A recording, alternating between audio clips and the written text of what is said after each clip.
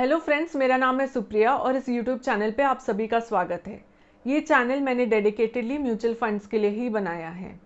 इस चैनल पे हम म्यूचुअल फंड रिलेटेड सारी बातें जानेंगे और डिस्कस करेंगे। अगर आपको बेसिक्स ऑफ म्यूचुअल फंड या उसके टाइप या इक्विटी म्यूचुअल फंड के बारे में जानना होगा तो आप मेरे पिछले वीडियोज़ देख सकते हैं।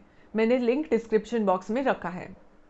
आज का वीडियो है NAV पे, यानी कि नेट एसेट वैल्यू।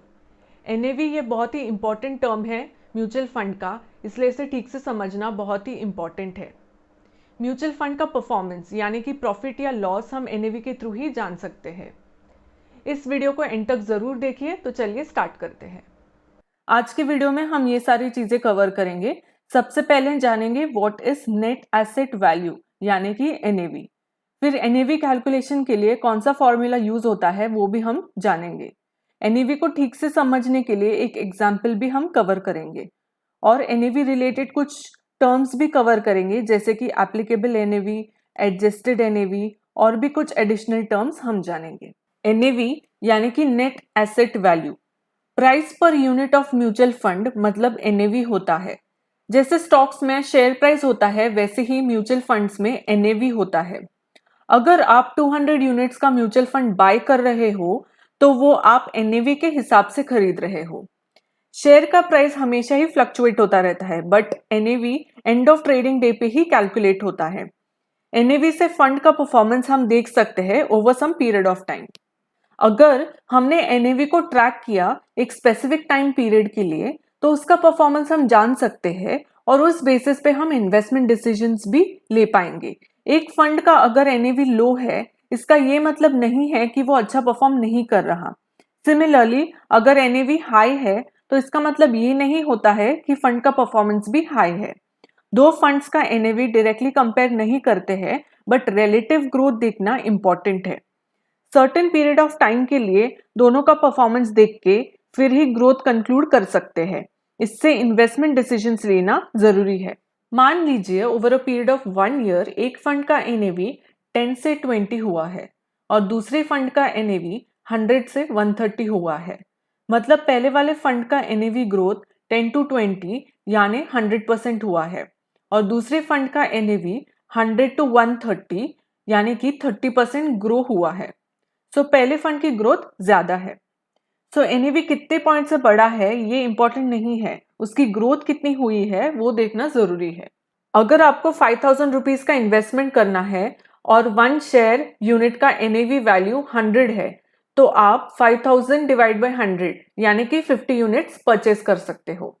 NAV का कैलकुलेशन किस बेसिस पे किया जाता है वो अब हम देखेंगे। NAV is equal to assets minus liability divided by total number of units या शेयर्स। एसेट मतलब कंपनी का टोटल फंड साइज। वो फंड्स स्टॉक्स में इन्वेस्ट किया होगा या बॉन्ड्स में इन्वेस्ट किया होगा या कहीं और इन्वेस्ट किया होगा। ये सब इन्वेस्टमेंट प्रोसेस में जो भी खर्चा होता है उसे लाइबिलिटी कहेंगे, जैसे कि मैनेजमेंट फीस हुआ, रिडेम्पशन फीस हुआ या ब्रोकरेज फीस। और lastly total number of units या शेयर्स कितने हैं उससे डिवाइड करेंगे। अब हम NAV का एग्जाम्पल देखेंगे जिससे आपका पूरा कॉन्सेप्ट ही क्लियर हो जाएगा। जैसे हमने पहले देखा है NAV is equal to assets minus liability divided by total number of units और शेयर्स। एसेट यानी कि कंपनी का टोटल फंड साइज, ये आइदर कैश में होगा या फिर स्टॉक्स या बॉन्ड्स में इन्वेस्टेड होगा। मान लीजिए इस एग्जाम्पल में टोटल फंड साइज जो अलग अलग तरीकों से इन्वेस्टेड है वो है 100 करोड़ और लायबिलिटीज यानी कि इन्वेस्टमेंट प्रोसेस में जो भी खर्चा होता है, मैनेजमेंट फीस हुआ या फिर कोई और एक्सपेंसेस हुआ, मान लीजिए यहाँ पे लाइबिलिटीज है 2 करोड़ ईयरली यानी कि 2 divided by 365 which is equal to 54,795। ये हुआ पर डे चार्ज। यहाँ हम डेली का NAV कैलकुलेट कर रहे हैं तो लाइबिलिटीज हम 54,795 ही पकड़ेंगे और फंड्स का टोटल नंबर ऑफ यूनिट्स या शेयर्स है 5 करोड़ यूनिट्स, यानी कि 100 करोड़ को 5 करोड़ यूनिट और शेयर्स में डिवाइड किया है ताकि इन्वेस्टर्स इसमें इन्वेस्ट कर सके। सो NAV हुआ 100 crore minus 54,795 divided by 5 crore unit which is 19.99 which is approximately 20। अब आफ्टर 1 ईयर रिटर्न्स कैलकुलेट करेंगे। फंड का एसेट हुआ 100 करोड़ से 150 करोड़, यानी 50 करोड़ का प्रॉफिट हुआ। यहाँ हम एक साल का एनएवी कैलकुलेट कर रहे हैं। सो लायबिलिटीज में हम पूरा अमाउंट यानी कि 2 करोड़ कंसिडर करेंगे फॉर कैलकुलेशन। जब हम डेली का लायबिलिटी एनएवी कैलकुलेशन में कंसिडर करते हैं तो बहुत नॉमिनल इम्पैक्ट होता है। वेरेस अगर ईयरली एनएवी कैलकुलेशन में देखा जाए तो लायबिलिटी अमाउंट कंसिडरेबल इम्पैक्ट दिखाता है ईयरली % ग्रोथ में। सो एनएवी हुआ 150 crore minus 2 crore divided by 5 crore units which is equal to 29.6.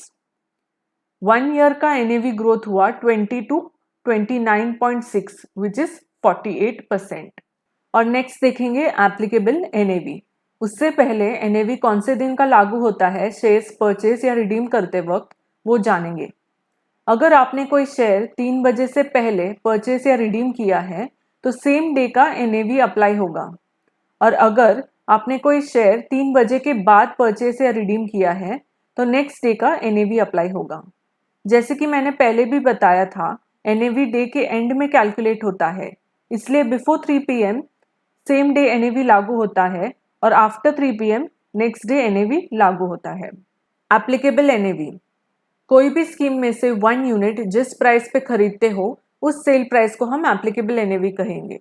For example, आपने एक म्यूचुअल फंड स्कीम का 1 यूनिट 100 रुपीज़ में खरीदा है तो एप्लीकेबल एनएवी हुआ 100। एडजस्टेड एनएवी और नॉर्मल एनएवी में क्या डिफरेंस है अब वो देखेंगे।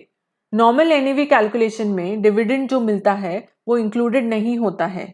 डिविडेंड डायरेक्टली इन्वेस्टर्स को मिलता है, बट अगर ओवरऑल रिटर्न जानना होगा तो डिविडेंड को भी रिटर्न्स में इंक्लूड करना पड़ेगा। डिविडेंड मिलना ये भी एक प्रॉफिट का ही हिस्सा है। सो जो रेगुलर एनएवी डिविडेंड को भी इंक्लूड करता है उसको एडजस्टेड एनएवी कहते हैं। मान लीजिए आपके पास जो फंड है उसका एनएवी वैल्यू है 200 Jan 1 को, और एक साल के आखिर में यानी कि December 31 को एनएवी वैल्यू हुआ 300। ये साल में ये फंड ने डिविडेंड पे किया 20 रुपीज, तो एडजस्टेड एनएवी हुआ 300 + 20 यानी कि 320। सो जो करंट एनएवी होगा उसी में डिविडेंड ऐड करते हैं, इसलिए एडजस्टेड एनएवी होगा 320।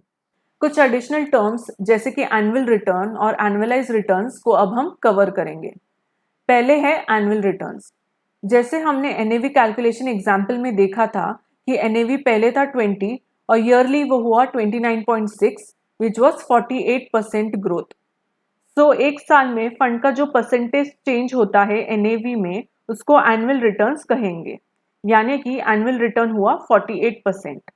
नेक्स्ट आता है एनुअलाइज रिटर्न।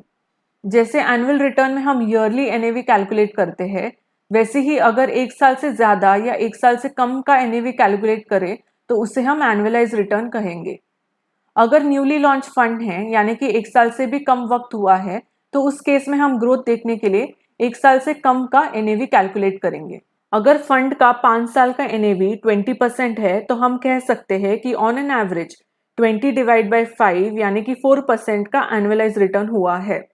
हर साल में सेम रिटर्न तो नहीं मिला होगा, कोई साल में कम मिला होगा, कोई साल में ज़्यादा मिला होगा, बट ऑन एन एवरेज हम कह सकते हैं कि 4% एनुअलाइज रिटर्न मिला है।